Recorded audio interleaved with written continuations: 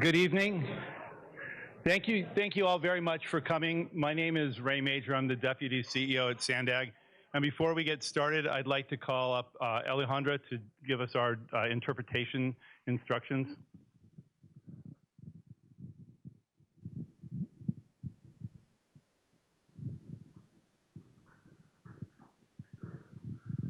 Buenas tardes. En esta cita de hoy habrá interpretaciones simultáneas en español. Por si alguien gusta, tenemos audífonos atrás.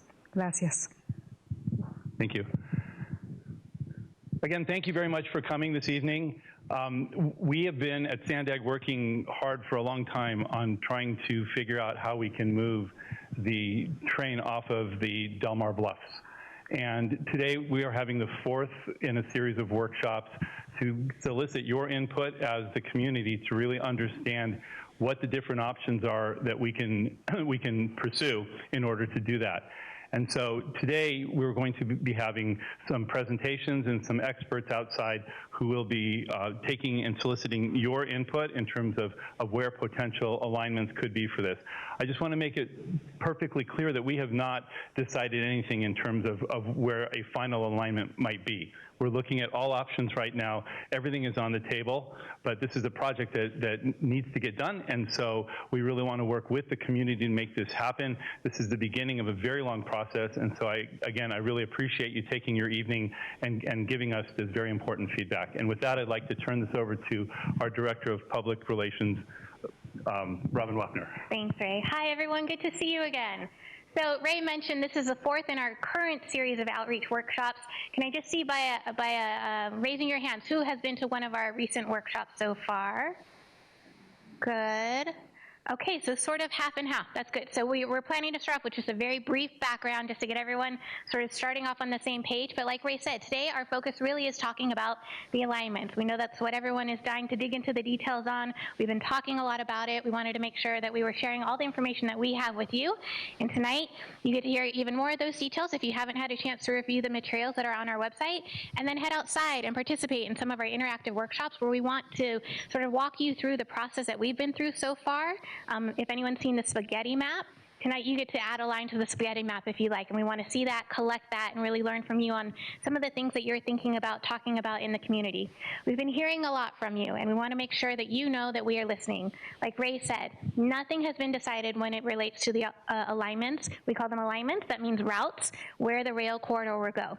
I know that there's been some confusion, right? Because if you've been following this project for a while, you know that back in 2017, we said there's 5 lines on a map. And then a few years later, we did an analysis, and we said, okay, now we got 2 lines on the map. And then we came back this year, and we said, no, nothing's decided. We got a whole bunch of lines on a map. We want you to understand that sort of the process that the project goes through as you're doing additional analysis, as you're learning, those are the steps that we go through to help get us to the final alignment, which won't happen anytime soon. I know for some folks, we're moving way too fast. For other folks, we're taking way too long. This is how major infrastructure projects work. But what's most important to us is that you all have a voice in that process, and that's why we're spending so much time coming out to Del Mar and the rest of the region to talk about this project and to hear from you.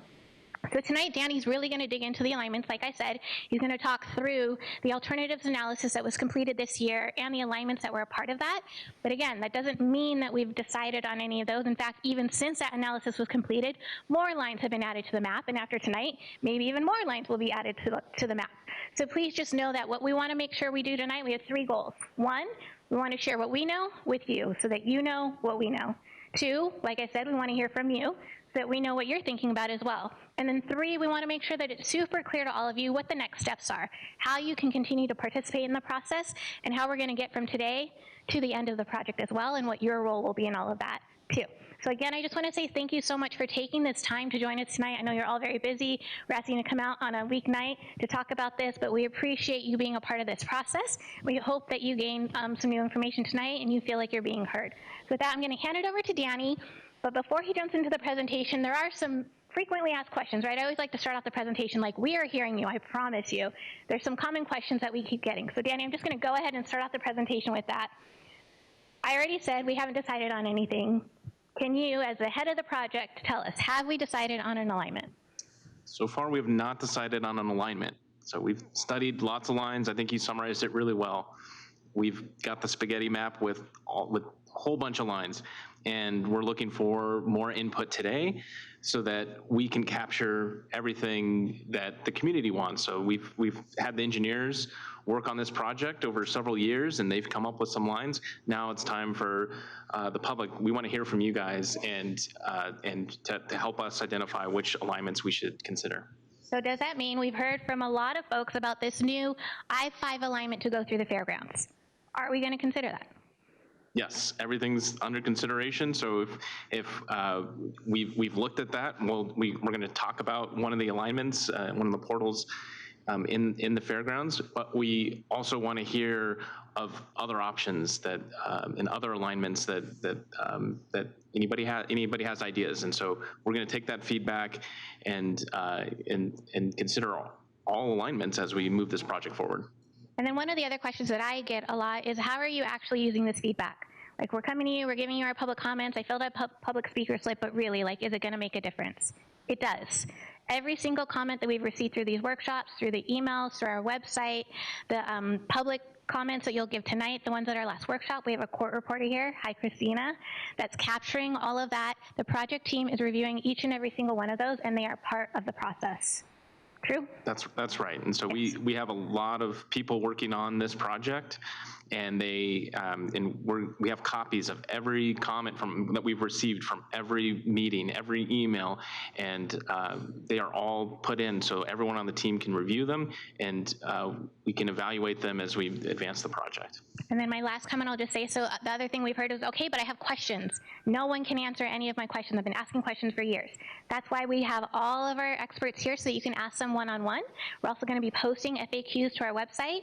Tomorrow we're going to have the first day of our field office hosted here. Thank you, Del Mar Town Hall, for hosting us. We'll be here once a week. If you want to come, talk to the project team, ask your questions one-on-one. And we'll also be offering virtual, let's just call them office hours, a virtual field office, where you can have that same opportunity. And we've just recently also started meeting with groups of folks that are submitting their questions so that we can have this constructive dialogue. So I just want to encourage everyone, please reach out, let us know what your questions are, give us a chance to talk with you, and really work through this process together. You have another question? Can we submit the questions and the information like web or mechanism? How do we submit the information to you? Great question. So at the end of this presentation, we'll have our contact information. You can send an email, you can go through our website, or you can write it down here, hand it to us, and we can get back to you that way as well. Okay, so let me just go through the run of show really quickly. So we're going to do a presentation, and then, like we did at our last workshop, you'll have the opportunity, if you would like to submit formal comments, you can stay in the room. We've had some folks signing up. If you haven't signed up yet, but you would like to, you can either use a QR code or walk outside, write down your name. We'll get it that way as well. Half of us will be staying in here to hear your public comments. Otherwise, we welcome you to sign up for one of our workshops. We have 6 stations outside where you get to work on the lines on the map. And so you can sign up for time slots either at 6:45 or 7:10 to participate in one of those group discussions outside. Hopefully you have the chance to sort of do both if you'd like to do that. Sound good? All right. Yes. Mm-hmm. Yep. Yes. 9 to 5 or what is it? Where's Sheila? 9 to Sheila. 9 to 6 on Tuesdays. Thanks for asking that. Okay, Danny, over to you. All right, so I did see that there was a few folks that haven't been to our prior workshops, and I would encourage everyone that missed any of the prior workshops to go to our website, and we have recordings of all that information. So if you want to get caught back up, go back to our website. We're going to just touch on it real briefly on the background of the project, and really one of the best ways to really capture the need for this project is to look out the window when you're on the train, and you can just see how close the bluffs are, the edge of the bluffs are to the ocean and the beach below. We have this LOSSAN corridor carries coaster, Pacific Surfliner, the Amtrak train, and BNSF freight line, and it's our only rail link between San Diego and the rest of the country. It's a vital piece of infrastructure for this region, and we have an obligation to maintain this rail corridor as viable. Obviously, you see the traumatic video of a bluff collapse. This was captured in 2019. This one was relatively minor. And keep in mind, the rail corridor is running right on top of those bluffs. We've seen bluff erosion of up to 6 inches per year. And we have to have a long-term solution to realign the tracks off the bluffs. So Sandag developed a regional plan in 2021, and the Sandag created the Transit Leap vision. So by 2050, we want Transit Leap. And they identified the LOSSAN corridor, which is this rail corridor. They wanted safe, resilient, reliable transit service that gets people from where they are to where they want to go. And what that means for the rail corridor is we're talking about one Pacific Surfliner train per hour. That's a train up to LA every single hour on the hour throughout the majority of the day, and up to 3 coaster trains per hour throughout the majority of the day. So you have these clock face schedules, and then 33 minutes travel time between Oceanside and downtown. That's fundamentally faster, more reliable, safer than what we can do. It's a true transit leap vision for this North Coast corridor. So when we're talking about the transit leap vision, it's corridor wide. It's not just in Del Mar. So we're talking about going up to higher speeds. It's not just in this segment here for the realignment. This one happens to be a big project. We're planning for the future, and so we want it to achieve that 2050 vision. We also have plans for the rest of the corridor to improve speeds so we can achieve that vision that is outlined in the 2021 regional plan. So what are the project goals of the realignment? So first goal, we need to relocate the tracks from the bluffs. That's pretty straightforward. We see the problem with erosion. We also want to minimize community impacts.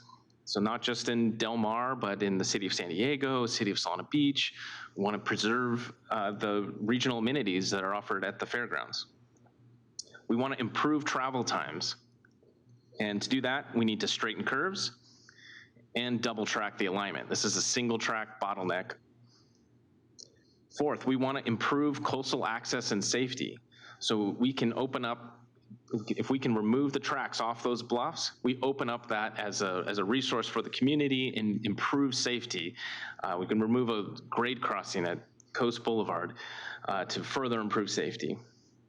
And our last goal there is to preserve wetlands, so both in the Los Penasquitos Lagoon and San Dieguito Lagoon. So why a tunnel? We get that question a lot. Well, we've challenged the engineers. Okay, let's look at realignments, and the first thing you look at is the topography that we have in Del Mar, and obviously we're bounded by lagoons on both sides and high hillsides and canyons. There's really just no open space where we can just route an alignment without impacting the surface. So that's why all the alignments that we've studied so far have been tunnels, and they've using the topography of Del Mar to go into the hillside at one lagoon and come out the other lagoon. So how are alignments selected? So you can read all about the process where we developed the alignments on our LOSSAN Rail Realignment Alternatives Analysis, the 2023 version. So it's on our website. Click on that link, and there's all the technical information in there. That's the best source of information on the work that we've done to date. So as Robin said, we want to share with you what we know. Well, this is everything that we know right now is in that 2023 report. So this report identifies several different types of structures or of infrastructure that these realignments could include. So we have things like bridges. I think that's pretty obvious. We see the bridge over the San Alejo Lagoon there. We have graded sections of track. So that would be like the berm that you see through San Alejo Lagoon there. So that's graded earth that the tracks are built on top. Then we have these things on the map called U structure. So a U structure it's like a trench, or it's basically two walls with tracks that come down in it. And so this is like that transition from when we're on the ground to when we're going underground or heading down below. So we need to have these large structures. These are retaining walls and concrete and enough space for two tracks to dive down. And then we have an element called a cut and cover. So this is a type of tunnel that's actually constructed from the surface. So this has a lot of impacts on the surface, and then we can put a deck over it, backfill and cover it over and restore it after it's done to other uses on top. So this is sort of that transition from when we go into that trench, that U structure, into a cut and cover, and ultimately into a deep bore tunnel. And so at one of the last workshops, we had a whole 101 on tunneling. And so if you're interested in learning about that, I'd go back to there. But tunnel boring machines would construct these. They're little factories that operate completely underground, so they're not impacting the surface when they're mining from one end to the other. And then portals. So portals, what they are the tunnel openings where the tracks go from above ground to below ground. And we have two options. We have a single bore tunnel, which is a larger tunnel with two tracks in the middle of it, or twin bore tunnels, which are smaller diameter tunnels, but with one track in them each. So rail engineers, we design alignments, but we can't make it up. We have to meet the design criteria and engineering standards. And in that 2023 report, you can find all of the basis of design. So we have to design this rail corridor to meet all of these requirements. And these are critical, so we can't just make things up as much as we want. This is proven industry standards that we have to design this project to. Now, how do we design the actual alignments? So there's really two elements when you think about it. We've got horizontal, so that's your moving the tracks either left or right, curving left or right, and vertical, where you're moving the tracks up and down. So with horizontal, as you can imagine, with higher speeds, we need gradual, smooth curves. And for 110 mile an hour design speed, that's what we're going for. That's what gets us 33 minutes between downtown and Oceanside. That's 110 miles an hour. So that curve radius is almost 7,000 feet long. And even if we were to shorten it down to 100 or 90 miles an hour, these are still very smooth, gradual curves. Now, the vertical is something that I think a lot of people just don't really understand. It's a little bit more difficult to really grasp this concept. But this is really the most constraining element when it comes to designing alignments. The key factor there is that 2%. So we have to maintain this rail corridor to serve freight rail, and the maximum that BNSF Railway and the railroads will allow is a 2% slope. So that means it's very flat. So it's really challenging to go above ground to below ground in a short amount of time. So we also have to look at the topography of the ground, and which we showed on that flyover as well, and we'll get into that a little bit more deeper. And then the other thing is clearance. So when we are when we are crossing, let's say, a body of water, or we're going underneath a roadway, we need to have 26 feet clear from above the top of that rail. It has to be 26 feet higher before you can have any structure. And then vice versa, if we're crossing a roadway, it's got to have 16.5 feet clearance underneath the bottom of the rail bridge. So let's talk about that a little bit more detail. Graphically. So this is an example, it's an illustrative example of how we can transition a rail corridor from at grade into a tunnel, and using this 2% slope in flat topography. Now, the point that's right where we're basically dead flat to 2%, that can't be a sharp angle in rail. It's got to be a gradual curve. So it's not just straight 2% geometry. There's a whole transition zone from flat to curve. And so if we were if this was an example on perfectly flat ground, we have to have the top of rail down to 56 feet below the surface. We need 3,600 feet in order to make that transition. And so you can see the section where there's cut and cover, where there's U structure, and where there's graded, and then the tunnel. So that's a key element. So let's look at a similar situation where we can use topography to our advantage. So when I talk about topography, I'm talking about, well, there's a hillside coming up there. So that means we can minimize that length of the U structure because we can use the topography, the hillside, to get deep quicker. And the deeper we are, the better it's going to be to minimize impacts on the surface. And so in this particular example, we're dropping 33 feet, and we can use that hillside to reduce that U structure length to about 2,000 feet. Now, on the opposite, this is, and this is an example we've heard a lot about, of like, hey, what about putting the portal in the fairgrounds?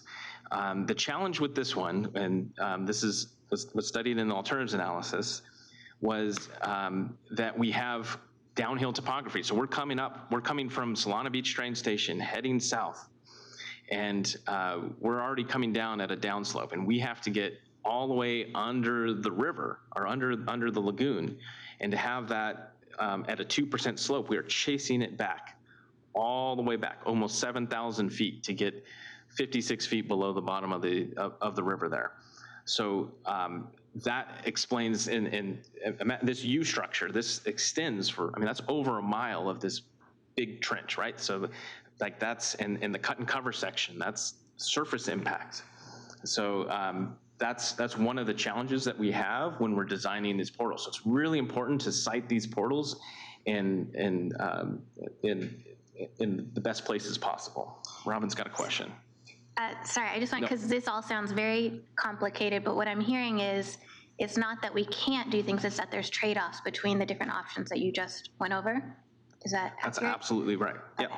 I mean, these are all engineering feasible. We've got lots of engineers here that will happily design anything we ask them to, but we just have to understand what this means when we ask them to put a portal in the fairgrounds. Okay, so there's other vertical clearances that are important here. So we have diameter. So the diameter of the tunnel is determined by the biggest train, the equipment that goes through there, and that's a freight train. And so the BNSF has required clearances. These are the clearances. So key point here is if it's twin bore, it doesn't have to be as deep, so that vertical transition isn't as much, but the trade-off is that it's going to be a little bit wider. As a single bore, the footprint's going to be narrower, but it has to be deeper, and so that transition zone becomes a little bit longer. So these are trade-offs that the engineers have to use when we're designing these portal locations and these alignments.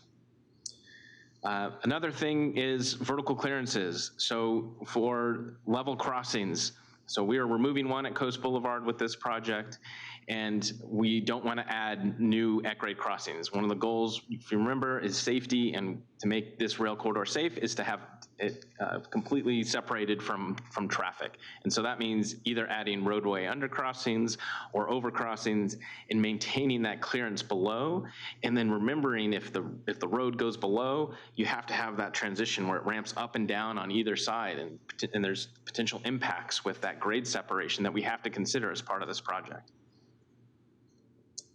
All right, so let's go through the work that we've done today.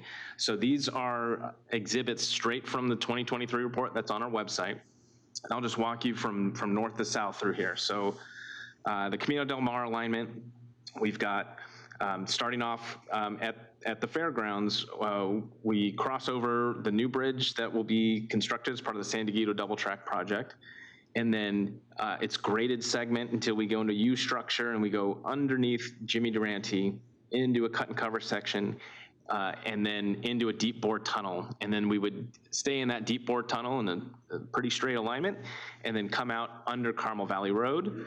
We would fly over to, I wonder if my mouse works here. Yeah. So we would fly out of under Carmel Valley Road and out into Los Penasquitos Lagoon on a bridge structure. And this would, and as you probably are aware, this is where the existing rail corridor is. We need to double track and also raise it above the floodplain. So this has to be a wider, so what you see in yellow here is just a very long bridge, followed by some sections of graded berm, more bridges and berms through the lagoon. But we have to widen the berms and raise the tracks to fit the double track.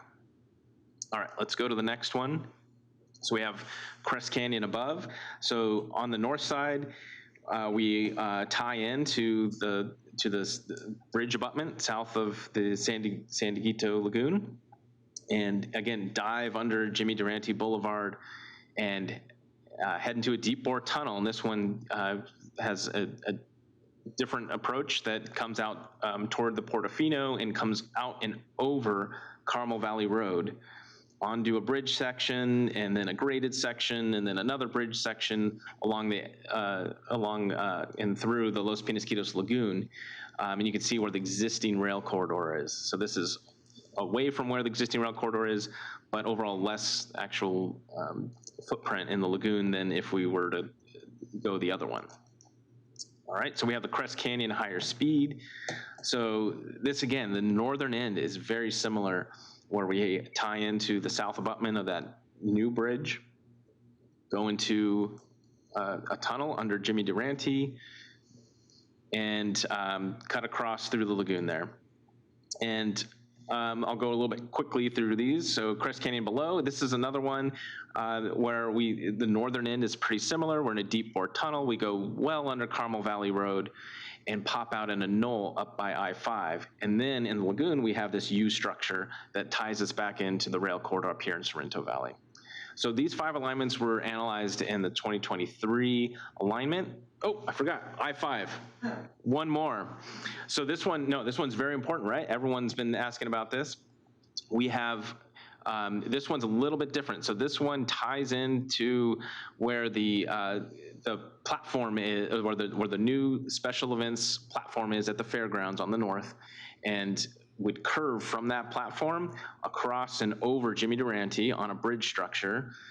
This is kind of near where that where that roundabout is, and go into a graded structure through a hillside. And then this is a bridge structure that goes basically along the south side of the San Dieguito Lagoon, and then into that U structure area and into a tunnel portal out near Crest Canyon, and then curves, a sweeping curve under I-5, and then we have to avoid the 556 interchange, and so we pop back out, excuse me, near Portofino and tie back into Sorrento Valley that way.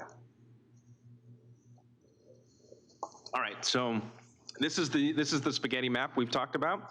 So those were the 5 alignments that we discussed and studied in the 2023, but we also identified several more portal locations. So the portal locations so in the north, a lot of them were very similar. We had these right here under Jimmy Durante. We had this one near Carmel Valley, and this one near Portofino. We also have these portal locations in the north. So we heard feedback like, hey, why don't you put it somewhere else? Can you put it in I-5? Can you put it over on the hillside, on the other side of Jimmy Durante? Can you put it in the fairgrounds? And so we looked at those. Those are identified in this 2023 report, but in section 3.6. So I'd encourage everybody to do that. And that kind of explains some of those constraints and trade-offs that we have with those other ones. All right, and then we also identified 2 other ones. So the I-5 knoll, which is the southern one, which was the Camino del Mar under, or it was the Carmel, the one that went under. Getting them confused here. So this one, and we also heard like, how can we minimize the impacts on the northern portal? And so this particular line, or portal option, actually shifts the portal from under Jimmy Durante, and it shifts it to the west a little bit, so it would go under Jimmy Durante and Camino del Mar. So where that road intersects is where we would site that portal rather than straight under Jimmy Durante. Okay, so what are we doing with the alignment selection process? So this is really important because everybody wants to know, where is this project going to go? And we're telling you we don't know yet. Well, this is our process to figure that out. So through November, this is perfect timing. We want to identify through public outreach through this your feedback on the alternatives and the alignments that we've already studied, as well as give us feedback on what else we should be looking at. So that's what's going to be part of this exercise, and we're trying to do that at this meeting, and then another meeting that'll be the exact same as this one, coming in a couple weeks. Then throughout the winter, the engineering team will take everything, all the comments that we've gotten, all the lines on the map that have been drawn, and evaluate all these alignments. And then by spring, we will take it to through a scoping process to identify what range of alternatives will be carried forward into the environmental document. And that is all subject to a public review in the springtime, and that'll identify what our range of alternatives are. And then once we have that set, we will take all those and do a whole bunch of engineering work over a year, all the technical studies to develop a draft environmental document. That'll be released for public review, and then final decisions where the SANDAG will be in 2026 timeframe, when the SANDAG board will be asked to consider an adoption of a final environmental document that has a recommendation for one alignment. And then once we have that one alignment, kind of get into this realignment timeline. So I'm just skip ahead to 2026. That's when that final alignment happens. We can then go to final design after that alignment's selected and design it all the way up to 100%. And by 2028, we could start construction if we find enough construction money, which is currently unfunded, but we're working on it. And then if we're on track with construction, we can open this project by 2035. And then I just mentioned briefly, we have another alignments workshop. It'll be very similar to what this is, the same one. And you want to mention something here, Robin? I just wanted to emphasize, so here's our upcoming outreach events, but I thought the slide a couple slides ago was really important. If I'm a public member, like, when can I really influence the process? Right now, these workshops that you're participating in, then when we move into the scoping process in the spring, once we've decided what alignments are going into the environmental document, the team does additional analysis, right? Like we did the last few years, got more information. So then the next time after spring of 2024 is 2025, because that's when we're going to have even more details and analysis on the alignments that are going through the environmental process. So as a member of the public, it's right now we want to hear from you, in the spring for sure when we're doing the scoping process, and then in 2025 when we have the draft environmental document is when you're going to want to submit your comments on the alignments that have been analyzed at that point. And again, yes, alignments workshop, community field office like we talked about, starting tomorrow here at Del Mar Town Hall, and the virtual office hours will be available. Okay, let's wrap this up. So there's a couple things that I didn't weave in here. So it's not as simple as just following these horizontal and vertical constraints and coming out with alignment. The engineers have things to consider, like constructability. So how do we maintain rail operations while we're building, while we're also building a project, or staging of construction. We've got to consider traffic impacts and staging areas for where we would actually put this, like all the muck and the processing and this factory. We need space to have that operation, and so we need to site construction staging areas. If there's major utility conflicts, we need to know where those are and to avoid them if we can. The team has to accommodate sea level rise, of course.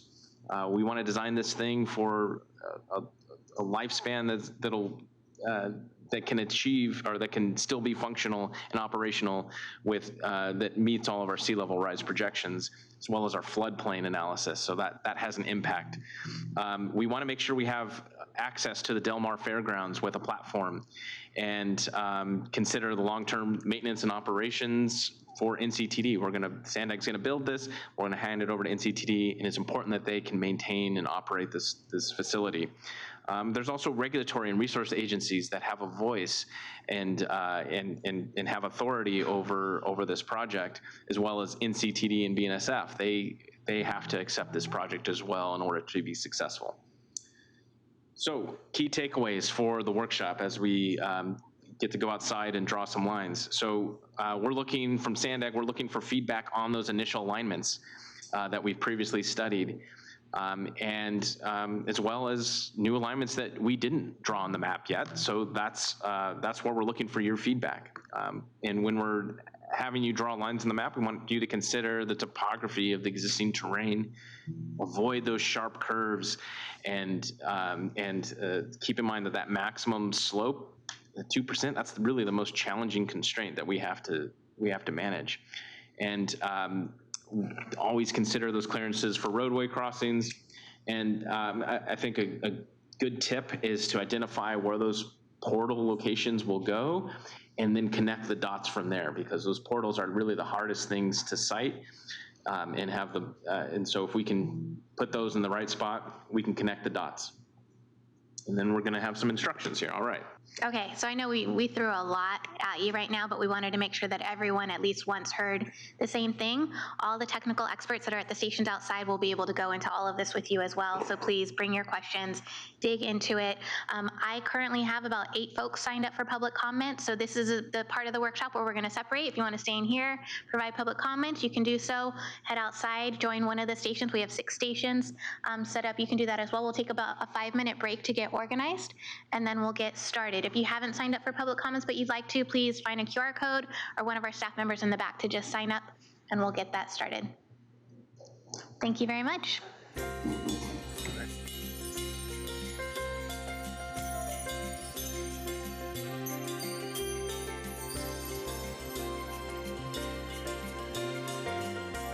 Okay, we have 11 speakers. It is 6:48, so we'll go ahead and do 3 minutes each since we have some time.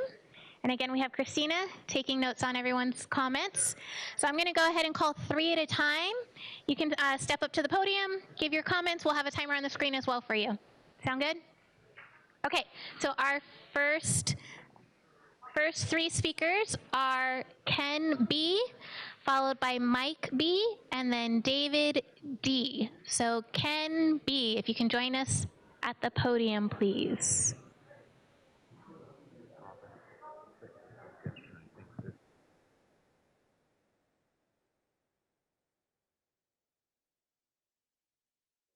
No, Ken? We'll go ahead to Mike B. B is in boy. I'll say it. It's Mike Boyle. Is there a Mike Boyle? Okay, we'll keep going. David Domini. David? Great, thank you. Actually, I'm Louis Domini, David's brother. We didn't know whether I was going to get here in time, so he signed up for me. But I'm going to put another alignment on the table, and that is, I think, a solution that's used widely in Asia and widely in Europe, and that is to go 3-dimensional. And they do tunnels in Europe, but tunnels cost 10 times what it costs to build on grade. Bridges cost 4 times. So right off the bat, if we build a bridge instead of a tunnel, we're 2.5 times cheaper. And the unfundable $4 to $5 billion project starts getting down into a realistic range. Anyway, this option, which is to bridge the bluffs, is by far the lowest cost option. It has the smallest environmental impact because this only touches the bluff in a few columns that go all the way down to bedrock, so the bluffs can erode away or be preserved forever or be made into a park, can become a pedestrian trail where the train used to be, and it's all within the existing rail right-of-way. It will have the shortest construction time. I don't know why tunnels take so long, but 7 years for construction. I don't know that you've seen how you can build bridges on rail now. You start at one end and you cantilever out, put the next column down, plank between, and work your way right along from one end to the other, and it could be done in less than 2 years. And so this project will cost 1/5 what tunneling will cost. It will be done 7 years sooner, and it will be the least disruptive to the local residents because we're moving it down to the very western part of the right-of-way below where the train is now. So the sound will be diminished, and it will not disrupt any of their views. Shortest permitting time, because we're within the right-of-way, we don't go through all the what you're going to have to go through to try to take homes in Del Mar, and all that legal stuff is eliminated. And our limit of work is from one end to the other of the bluffs, 1.6 miles, not having to go all the way far in both directions to prepare for the tunnel.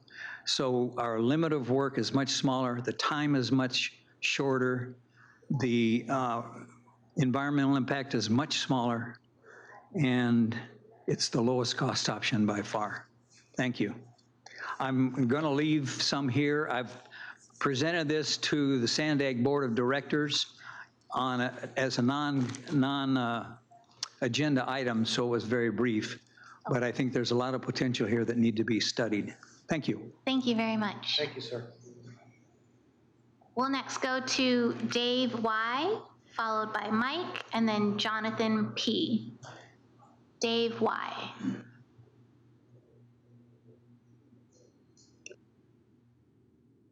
Well, thank you for this opportunity to speak and say what I have on my mind. I'm actually not so concerned with the routes right now. I will be later, but I'm really concerned with the process that you're going to come up with to get that route. I'm sure as professionals, you have a plan for the entire 3 years, how at least some boilerplate of how you're going to do this. The plan, I'm sure, is going to have to state, because you're professionals, you're going to state how the decision is going to be made for the route, who's going to make it, when's it going to be made, what information is needed for that route, and how you're going to get that information, and who's going to get it, how you're going to process that information. And as was spoke of earlier about whether you have, a twin tunnel or a single, every one of these little trade-offs have to, have a milestone chart or something that shows how you're going to get there to that decision. I'm sure you have a room somewhere at Sandag that's probably bigger than this room with wallpaper all over it with charts of milestones and schedules and who's going to do what to who and when it's going to happen and all that. You're here looking for consensus from the community. You're looking for some kind of agreement with the community. You must have that plan. If you don't need to take any data before you write that plan. That plan. Until you have that plan, in my opinion, I'm speaking for myself here, having done these kind of studies over and over again, you will never get consensus from this community until you publish that plan to the community. Let us see how you're going to do this over 3 years. The detailed plan, not some outline and come here every month and say, here's what we did last month and you're really going to like it. We want to see the whole, at least I would like to see the whole 3-year plan, where the milestones are. There's something we can ask you about. Where are you on the plan? Where did you get it? How did you get there? Where are you now? That's essential. And until that happens and it's published and people can see it and agree to it, at least some tacit way, I don't think you will ever get consensus from the community until that is known by the community and you could be measured by that plan. Process. Thank you. Thank you. Just want to make sure, can everyone hear okay? I'm hearing a lot of noise from outside, but you got it? You're good? Okay, great. Okay, next up is Mike, no last name. Looks like we have 2 mics. Yes, Mike, I called you earlier. Come on up and then we'll do the other mic. Again, my name is Mike Boyle. I'm a retired attorney representing design professionals and large construction projects, public and private. Also a former officer with the Army Reserve Corps of Engineers and chair of Sandag's Independent Taxpayer Oversight Committee. I wanted to ask, I guess, a question and talk briefly about whether there have been other technologies other than rail which have been examined as possible solutions to the issues that we have that we're faced with. There are a couple of technologies that have occurred to me as having possibilities. The first being monorail itself, which can be applied in a corridor with existing right-of-ways over an elevated guideway. And I think that would solve potentially not only the problem with the bluffs and the erosion, both here in Del Mar, but also in San Clemente, which has significant problems also. And it's going to I guess, involve perhaps the relocation of the railroad tracks there inland quite a ways. But I don't know what that's going to cost total to tunnel, because tunneling is always not just projected to be expensive, but it always costs more than people project because of unforeseen site conditions. So other than that, I'm just wondering if the monorail itself, if it were provided a study like the technology study with the different elements that you've got on the board outside, whether it's the technology itself or the routes, the alignment, it seems to me that you could use existing right-of-ways for the monorail system, and it's electrically powered, so it would be helpful to the environment. And also, I know that magnetic levitation that the Chinese are looking at, that goes over 300 miles an hour, I think, is what I've read. So you have possibilities there, and then the elevated guide rails are always manufactured in advance, and so construction itself is efficient and effective, and there's a lot of other potential options. I'd be glad to write to you about them. Another one is with the freight itself. It's called the freight shuttle system itself, and it was developed by the senior research scientist at Texas A&M University, Stephen Roop, and he's quite a brilliant guy and has worked very hard at this. But new systems are hard to sell, and it's just we've got a lot of emphasis on the existing ones. But this has been here, he's worked on it for decades. It's it would help not only San Diego, but also the border, the Tijuana area, because you can run a line up I-15 to the Colton railhead in Riverside County. And that would be good. So I'm going to leave you now. Thank you. I just wonder if there's a feasibility study that would look at the different options and evaluate those. Thank you so much for your comments. Mike. And Mike will be followed by Jonathan.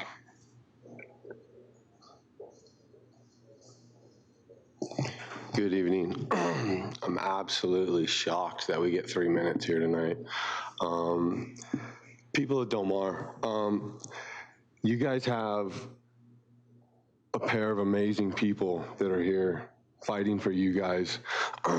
If we leave right now from City Hall to go down to the Sandag office, you gotta take at least, no traffic, 22-minute drive down into a parking garage, 2 elevators up to the 7th floor.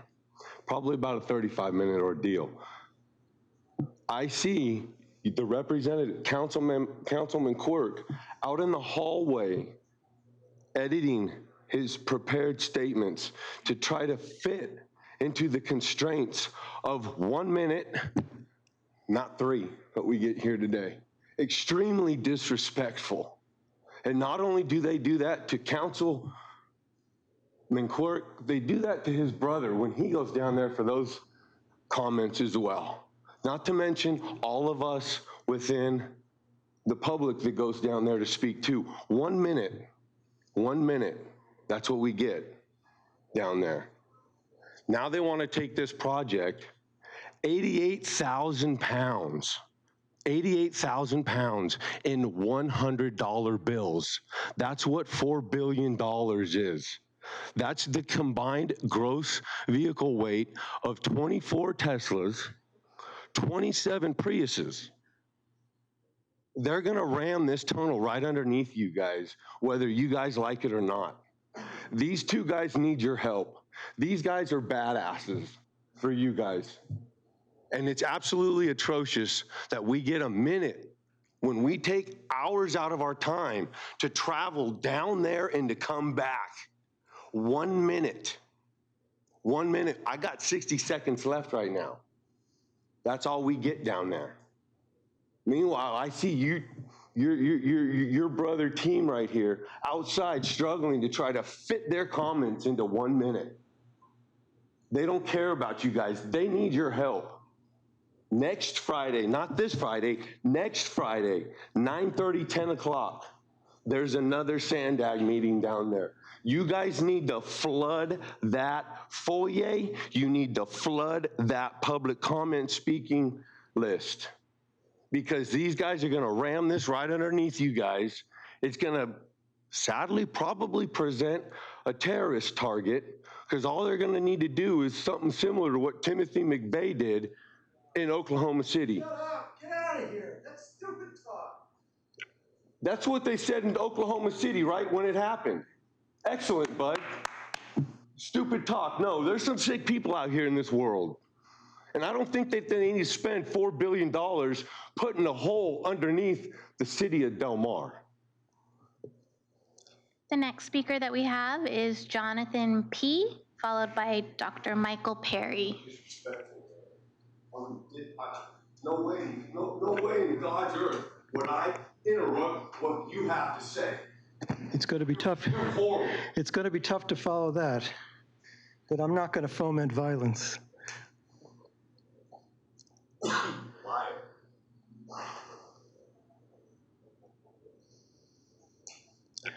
We'll go ahead and start your time now.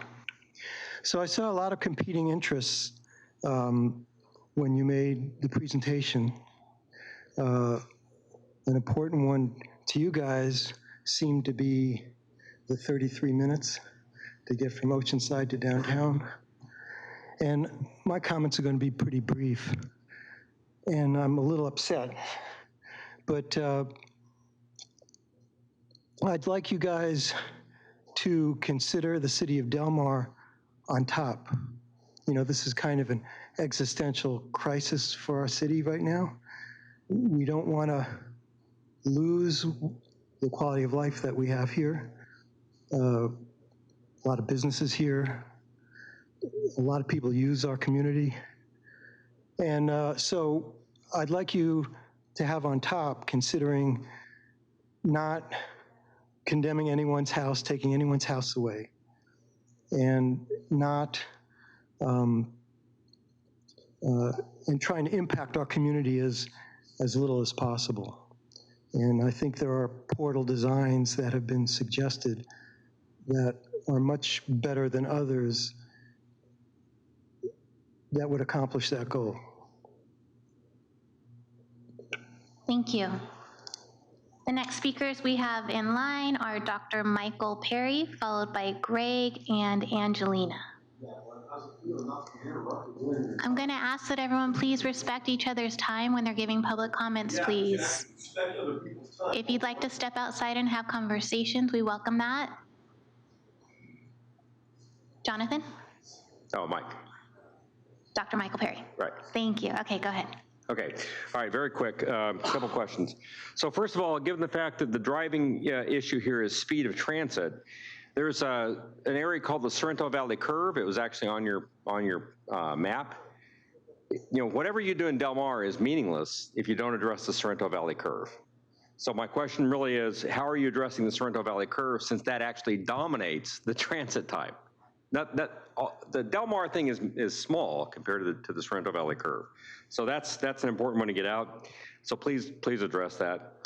And then when you showed dealing with the I-5 realignment that goes through the fairgrounds, the engineer that was here earlier made the comment that he had, and on his map, he had to shift the portal, the Carmel Valley portal, down to the west. But yet on his earlier plots, he had the Carmel Valley portal further east, which gives you a much straighter alignment for that overall I-5 alignment. So what is it that led him to shift it so that it actually looks like you route the entire rail around Del Mar, when yet he had an earlier alignment that he showed himself that was much more straight, much straighter, that did not exacerbate the curve at Carmel Valley. So that's an actual fundamental engineering inconsistency that I think does need to be addressed. And then probably the most fundamental one is a complete I-5 alignment. So not just where you're routing through the fairgrounds, but if you actually look at how the railroad exists today, so it's aligned along I-5 below Torrey Pines, and then of course it makes the switch over to Del Mar, and then it reintegrates with I-5 north of Oceanside, right? So the obvious question, the straightest alignment, the shortest transit time, you can actually get down to about a 26-minute transit time if you maintain the alignment along I-5 the whole way. I mean, the actual jog into Del Mar is a discontinuity from what you have in the south and what you have in the north. So just stay along I-5 the whole way. Forget the Del Mar Fairgrounds thing, just stay along I-5. So the question is what has happened to that original alignment? That was the original alignment going back 50 years. So the question is, why has that been discounted? All right, and you could actually maintain if you want to maintain slow speed rail service, you could extend the trolley along the existing tracks. That doesn't affect the bluffs because the speed of the trolley is very, very low. It's that 110-mile-an-hour speed that's really going to be a problem. Okay, I'm running out of time. I got to get my last one in. And then the last one, I've been a practicing engineer for, I'm only 29, so short time, but a long time. So there's something called engineering inertia, and you saw it in the presentation of the engineer that was here earlier. Once you have an idea, once you have a path you're going down, and you saw his own report, the 2023 report, engineering inertia is just, all the engineers want to pursue that path because that's where they started. So if you really are considering all the alternatives, you got to sort of deal with that. There's a lot of work that's been done already on these two preferred, alignments you guys have. You got to really address the engineering inertia thing. Thanks a lot. Thank you. Next up, Greg J. Yes, okay, followed by Angelina. Thank you. I'll try, and I appreciate you doing another workshop. They're always useful. I'll try and make my points succinct. I didn't see in the presentation today any financial analysis that timeline for a financial analysis that would be done that's backed up by real data and validated data. We have a lot of conflicting information out there, and candidly, I don't know what's right, but I think that's an important thing to do, an accurate financial analysis. Two, my second point is the evaluation criteria. And a lot of those criteria things you say qualitative analysis, and I think there's got to be some quantitative analysis in terms of the impact on vibration, et cetera. And three, speed seems to be the priority, and it seems like you're placing priority over safety, number one. And I don't know how many years we've heard NCTD say it's unsafe, we need to fence the tracks, et cetera, and I understand the safety concerns. But now you want to try and drive 110-mile-an-hour trains through Del Mar, and I haven't heard one thing other than you're going to change one of the grades of the crossing, which is good, that would maybe mitigate the need for that speed. In addition, when you look at that, and as one of the speakers just mentioned, you're going to have a line that goes like this, and then all of a sudden comes Del Mar like that, and then it's going to go like that. So I'm trying to understand why the necessity to go 110-mile-an-hour speed in Del Mar when in reality the rest of the system until 2050 is going to be much slower. Number four, I think it was Mike who said alternatives that we should look at. And it kind of, the last speaker alluded to engineering inertia.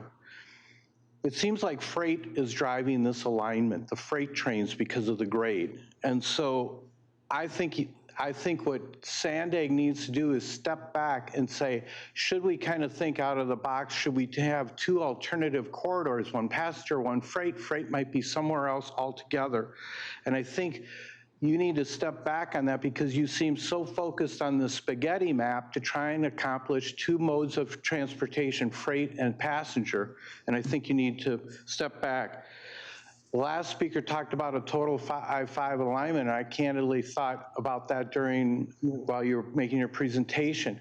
So I think what you should look at is what would be involved with that, and do your evaluation criteria, including a total I-5. It may be totally off the books, it may be crazy, but again, that's what you need to, I think, do at this stage.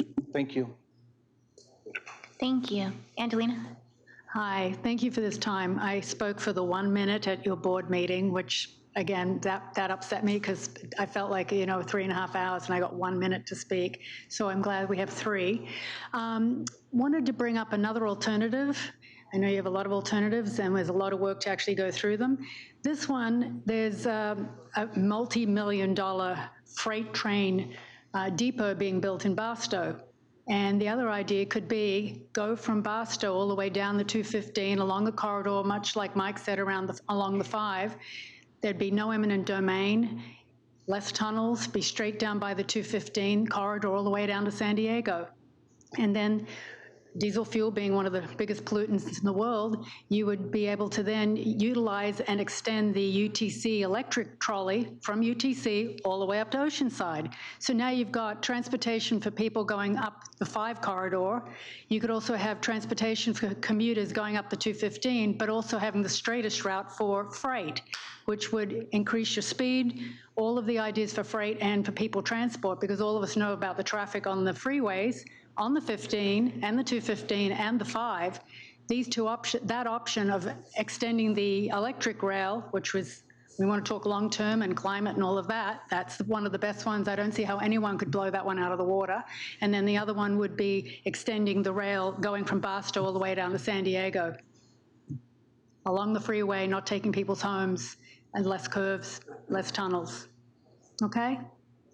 And so from this, I'd love to see the options that came from that. We've had a Zoom meeting with your group and actually see the responses to these to make them public to the group, because there's some great ideas being discussed here and we don't want it made in a vacuum, even though you are doing these public relations meetings, which is great, but we want to make sure that, we say who's making the decision. Well, really, who is it? So we thank you. Thank you, Angelina. Next up, we have Greg R. Is Greg R. here? I might have been Greg R. Was it Greg R? Yes. Were you Greg R? Okay, how about Greg? Are you? Greg J. Okay. I think you covered some nice things. Greg J. Yes. Hello, my name is Greg Jabin. I'm a resident of Del Mar Heights for the last 32 years. I'm also the vice chair of the Torrey Pines Community Planning Board and a member of our rail subcommittee team. I appreciated the presentation this evening. I thought it was informative and well done and very professional, and I appreciate your outreach. So thank you for coming here to do this. There are 2 things, though, I just needed to quickly comment on. I appreciate that they're looking at the south portal that you call the I-5 Knoll portal. In discussions with Danny V, we've suggested, our group, that they should also look slightly south of that, what we're calling south of Pump Station 65. So Danny is looking into that, he has said, but it wasn't mentioned tonight, so I'm just a little concerned. It's great that you're looking at that south portal near I-5 Knoll. It would be far superior to go underneath Carmel Valley Road and not come out at the Portofino Nature Reserve area there, the protected area. So we definitely like the fact that you're looking at the I-5 Knoll, but we'd like it a little further south even still by the Pump Station 65. The other comment I just wanted to make is Danny had a chart up there that showed all the different considerations in evaluating the various alternatives, the spaghetti chart. It was very extensive and comprehensive, but there was one glaring omission. It didn't say anything at all about cost. And clearly, we all know that cost is going to become the focus of what Sandag is going to look at in evaluating these different alternatives. I have asked Danny if there is a summary chart similar to what they had in the 2019 presentation that summarized the data from the 2017 study. In the August 2023 report that was issued, there's extensive cost information there. It's too much, though. It's overwhelming, and I can't put that together. I would love to see a chart similar to the 2019 chart that came out. Just a summary, round off to the nearest $100 million, because before I'd heard that the tunnel that would go under Camino del Mar was $2.5 billion, and the Crest Canyon higher speed was $3 billion. That's a significant difference, obviously, $500 million. I'm sure those numbers have changed. I just would like to know what they are, and a summary chart would be very beneficial if they could release that. Thanks very much. Appreciate it. Thank you. Okay, I'm going to circle back to the top. Is Ken Barrett with us?